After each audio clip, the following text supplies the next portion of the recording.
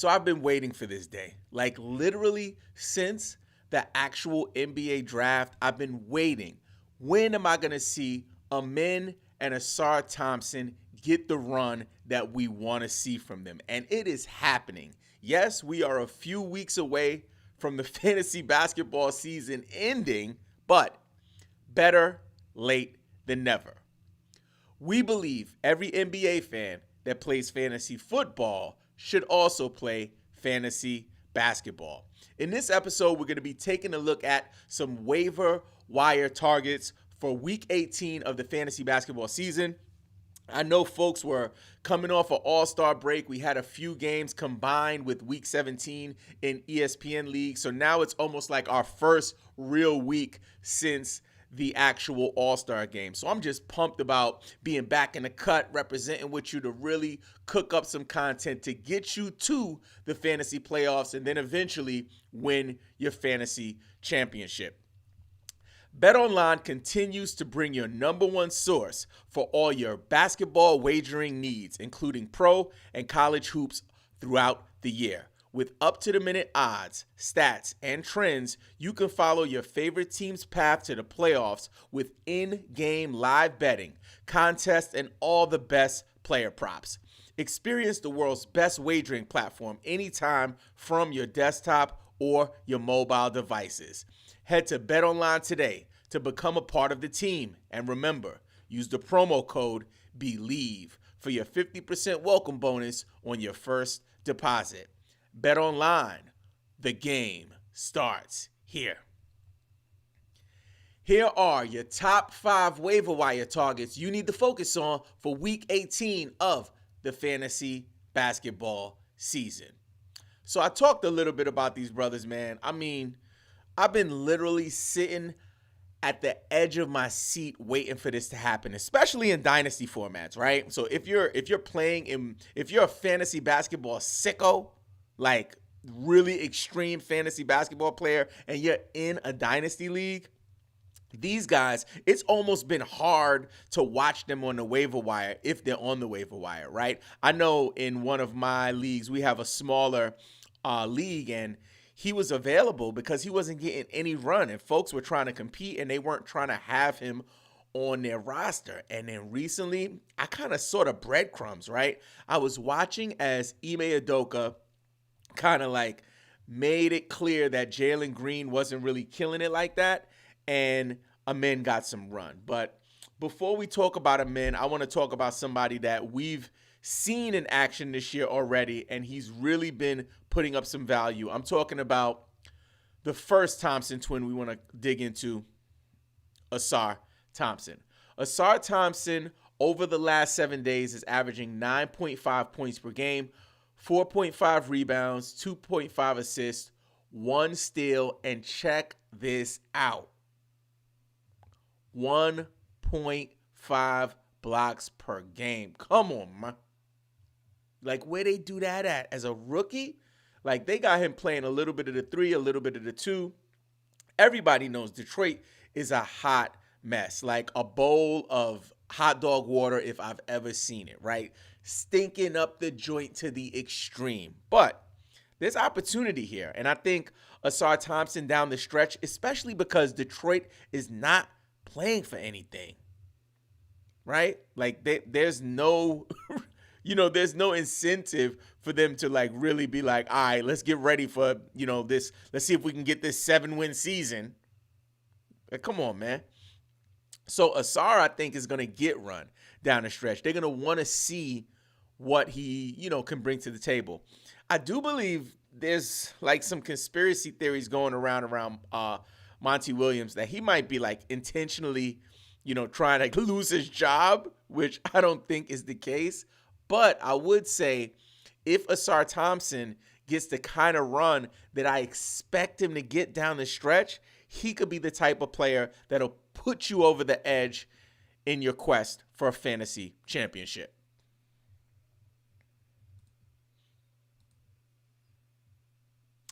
So the next player we're going to talk about is the other half of the Thompson twin combo, right? And most would say heading into the draft that Amen Thompson was a better prospect than Ausar by a bit, right?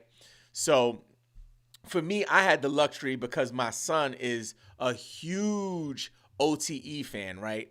And we live down here in the Atlanta area, so we've had the opportunity to go over to the OTE arena, watch some games. But also last year, it was really the first year that I was introduced to OTE culture and I guess even rooting for high school players. This is like this is something that we didn't do when I was coming up, right? Like, I knew about Kobe Bryant, I knew about Kevin Garnett, I knew about some of those guys who made the leap, even LeBron James, but we didn't really have access to like watch their games, watch their film, see what they were all about. LeBron James got on TV, on national television a couple of times, so I did get to see him a bit, but it wasn't the way like my son and the younger fans have today. So for me, I was exposed to OTE last season and I fell in love. And Amen and Ausar were a part of the reason why I was so into it, because just watching them on the court, it was clear that they were NBA level talents. It wasn't like some fluky all-star, high school all-star social media influencer crap. This was like real ball. Even today, like some of these guys are like crushing it. Rob Dillingham is one of the guys that my son really likes, is somebody that I started following because of him. This year, he's playing in Kentucky. He's on the mock draft boards right now at number 7. So it's a real thing that's happening with OTE. So I'm excited to see what the Thompson Twins do. But in terms of Amen, he was on ice for most of the season, y'all. Like, we were waiting for this moment to happen, and many would say that they weren't sure if it would actually happen, right? But I would say right now it is official. The top is off. Boobies is out. Hair blowing in the wind. Shoo! Convertible status. It is on and popping. So over the last 7 days, Amen Thompson, check this out, yo. His stats are crazy over the last couple of days. Averaging 30.5 minutes per game. Yes. On the season, he's averaging 19.8 minutes per game. Huge jump. He's averaging 18.5 points per game over the last 7 days. Fire. He's averaging 7.5 rebounds a game. Come on. 3 assists, not bad. Half a steal, that's okay. But this is where it gets insane. This is where it gets front row of the Wu-Tang concert crazy. 2.5 blocks per game over the last 7 days. What? Where they do that at? Like rookies? Like what? Yo, it's insane. Your man is absolutely cooking with hot bacon grease. Like sizzling. He's only rostered in 30% of ESPN leagues, widely available. If you're in a super competitive league, chances are he's gone. But if you're in a shallow league, like a 6 or an 8, 10, he might be there. Go grab him right now. I am all in on the Thompson Twins as 2 pieces that could help you get to your fantasy championship. All in. The next player we want to talk about is someone that we've spoken about on the show before. And this is like, we are going rookies heavy right now, right? We did 2 rookies. We're going to go with the third. The next one from the Utah Jazz, Keon George. Again, a friend of the show that I don't know personally, but we've spoken about this young man several times this season. We had to bring it back again. So over the last 7 days, he's averaging 31 minutes per game, which is an uptick from the 25.1 he is averaging on the season. 16 points a game. Come on.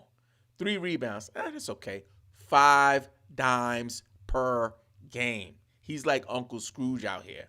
No steals, no blocks, so he's not known for his defensive stats. So Keon George, you might have some issues with turnovers, maybe some shooting percentage issues. Overall, someone you want to grab down the stretch. Next up, somebody that is going to benefit from the melee that just went down with Miami, I'm talking about my man, Duncan Robinson. Duncan Robinson over the last 7 days, 31 minutes a game, 17 points per game, no rebounds, 2 assists, no steals, and check this out. Over the last 7 days, 2 blocks per game. I don't think that's gonna hold. I don't think that's real, but it's good to know that right now he's swatting some shots. So yeah. His name is Duncan Robinson, right? I just wish he played on the Spurs. I think that would be fitting and poetic if he was over there.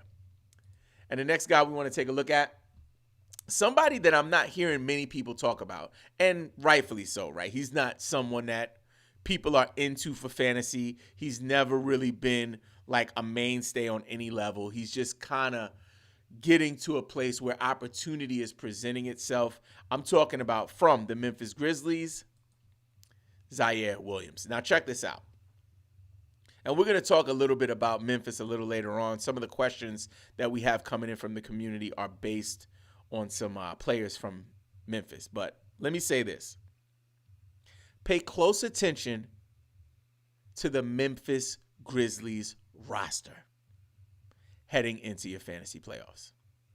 Pay close attention to what's happening with Memphis, y'all. I'm telling you, it's going to be like a watering hole of talent, right? It's going to be like a blue ocean, just ripe with talent, guys that are going to be available.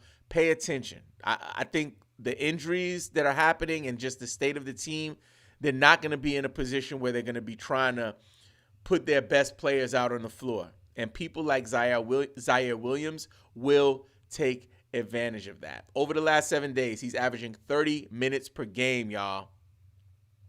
To give you context, on the season, he's averaging 19.5. Huge increase. 10 points per game, 4 rebounds a game, 1 assist, and, man, 2 steals per game over the last 7. Come on. Like, what? Like, I'm going to keep it a stack with you. This young man might get some run down the stretch. I would hold him if he has a couple of bad games as long as the minutes are high. If he's getting 30 minutes a game and he has a dud, hold. If he does 27 minutes a game and he has a dud, hold. Now, if they get him back to that 19 minutes a game and he continues to have duds, let him go. Definitely a streamable player, but also maybe someone you want to hold on to heading into the fantasy playoffs. As always, you know I love to come with the value. So I have a list of players, a way too long list, I should say, of players. When I prepare for these shows, I dig deep. I read articles all over the internet. I watch videos from all of the different analysts. I'm on Twitter getting all kinds of information. So these names are relevant. I do my little yes, no, maybe system. Not to say, that I disagree so much. It's more about me letting you know how I feel about the particular player. So anybody on this list is relevant. The disclaimer is even if I give them a heck to the nah, you still want to keep an eye on them. So let's get started. First up, DeLon Wright. Maybe. Oh, Brandon Pajemski. Yes. Precious Achua. It blows my mind that I'm saying this guy's name every single week. Yes. Trey Murphy. Maybe. Rui Hachimura. Heck to the no. I am out on Rui. Ayo Dosunmu. Yes. Gigi Jackson. Absolutely. Emphatic. Yes. Nick Richards. Yes. Trey Mann. I was high on him. I'm going to give him a maybe right now. I need to see what happens. Marvin Bagley III. Yes. Taylor Hendricks. We talked about Taylor Hendricks a couple weeks ago, y'all. And now folks are starting to talk about him. We're going to give him an emphatic yes. Corey Kispert. Maybe. TJ McConnell. Maybe. Paul Reed. Yes. Jose Alvarado. Heck to the no. I am out on Jose. Kevin Herter, maybe. Gary Trent Jr., maybe. Terrence Mann, heck to the no. Malik Beasley, maybe. Scoot Henderson, yes. Yes, yes, yes. Introducing Did It, your ultimate fantasy basketball cheat code. Imagine having a personal sports expert in your pocket, ready to dive into your league, analyze your waiver wire, and providing winning strategies, all through a one-on-one video call. Did It is more than just advice. It's a game-changing experience offering you the unique ability to share your screen with me and literally go under the hood of your fantasy team. And here's the best part. Your first call is absolutely free, up to $25. Don't miss out on this incredible opportunity to elevate your game. Download the Did It app today and dominate your league. So this is super important. Super important. We need you to be a two-way player. Defense, offense, both sides of the ball, right? On offense, we need you to subscribe to our YouTube channel. So if you're watching the video on YouTube, take some time. It's really simple. Just press that button down there. While you're at it, you can also like the video, right? That's offense. On defense, right? We about to go full court press.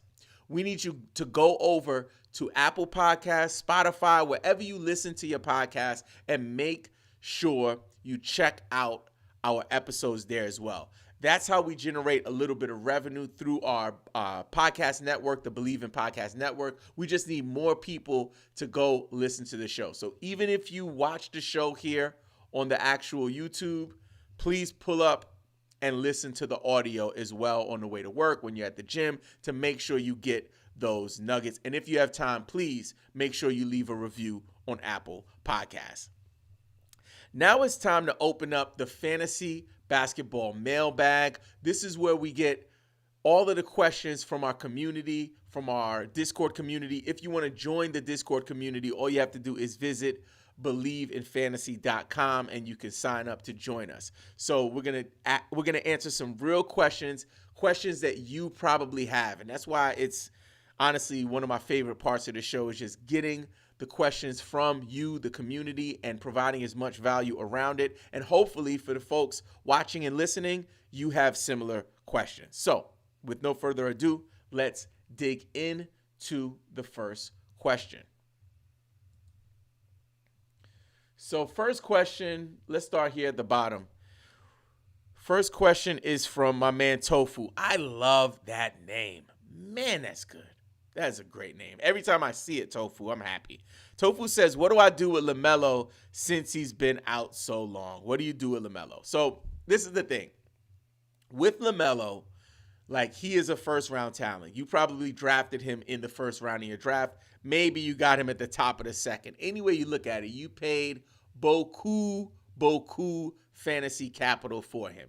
With that said, he ain't playing. He banged up. His brother Lonzo ain't played in years, right? It might be a thing with the Ball family, man. Like, it's unfortunate and it's concerning to me, but this is what I would say. If you sell low, you can at least salvage the situation. So somebody might be in a good position where they can afford to make a deal like that, where they can actually take him on the team and wait it out. He practiced recently, but I'm concerned. So the only option really is to hold or sell low. And both options suck. If you're in a position where you have a good chance of making the playoffs, I would just hold and see what happens. Next question is from Reed. He says, what do I do if one of my league mates only tries to fleece and not send a real trade? This is a common thing, Reed. The biggest thing you want to keep in mind is that if somebody's constantly trying to fleece you, is that, just ignore them. I wouldn't even decline the trades. Just leave them alone. Because I tell people all the time when I do did it calls, when you decline on a trade, you're sending a signal to the other person that you want to do business, right? So if he's sending you whack trades, constantly lowballing, just send him a text message and be like, "Yo, I'm not doing business with you. You don't have to send me any. You don't have to send me any more offers. I'm not trying to do business with you." And then make sure when he sends you offers, don't even respond to them. Don't decline them. Don't accept them. Just ignore them and ignore him. That's whack. Next up is Kobe White. Is Kobe White bait? Is Rudy Gobert bait? Trade bait, I'm assuming. Yeah, you could use both players, I think, as potential trade pieces. That's for Dookie God and Poke. This one is from Karma 911. Says, should I think about trading away CJ McCollum? You could. I think the biggest thing you want to look at is your playoff schedule, though. Should we avoid trading for any Portland players? I would stay away from Portland players. I have no interest in them. I like Scoot because I think they're going to try to take the top off to see what he does down the stretch. But it really, again, depends on your playoff schedule. And this is the one I wanted to get to right here is from Arcaz. Arcaz says, what do I do with Desmond Bane? And this is what we're going to say. Desmond Bane, Jaren Jackson Jr., Marcus Smart, they are all on serious tank watch. Shutdown watch. It's over watch. So Desmond Bane, you're going to have to eat that. I don't think that the Memphis Grizzlies have any incentive to bring him back. And it sucks because I have him on a couple teams, right? So you got to sell low to salvage the deal, to get anything for him. That's really the only move because honestly, you could hold him and see what happens, but I don't know if it's gonna if there's any hope of that happening. They have nothing to play for. And this goes for all of the Memphis players that are key players. Jaren Jackson Jr., if you have him on your team, try to sell high after a good game. Marcus Smart, if you have him in your IR, I would sell. Again, I never tell people to sell low. We always sell high. But in this case, with the Memphis Grizzlies, man, if you're struggling to get in the playoffs and you know that you got to make some moves, it's okay, man. No, it's totally fine. It's totally fine. Now that you are ready to dominate in Week 18 of the fantasy basketball season, please check out our episode about how you can dominate with this playoff strategy. This episode was presented to you by BetOnline.